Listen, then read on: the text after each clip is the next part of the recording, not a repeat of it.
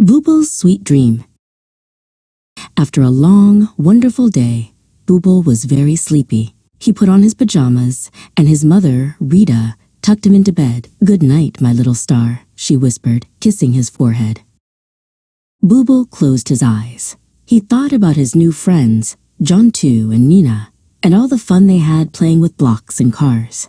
A big smile spread across his face as he drifted off to sleep. Soon, a sweet dream began. Bubul found himself back in his classroom, but it was different. The walls were made of fluffy clouds, and the ceiling was a sky full of twinkling stars.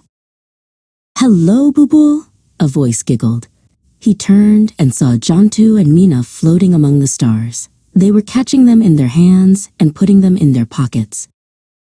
"Let's build a tower," shouted Mina, her voice like a little bell. They gathered all the stars they could find and stacked them up, up, up.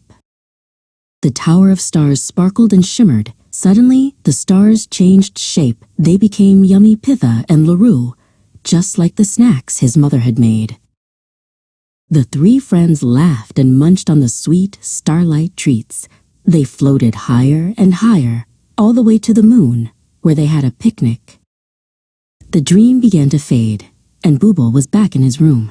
But something was different. His big, fluffy teddy bear was sitting up, waving a little paw at him. "Good morning, sleepyhead," a voice called. Bubul opened his eyes.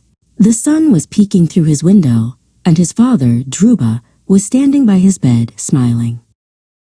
Bubul stretched and yawned. He knew it was just a dream, but he felt happy and full of magic. He couldn't wait to go to school and see his friends again for another wonderful day.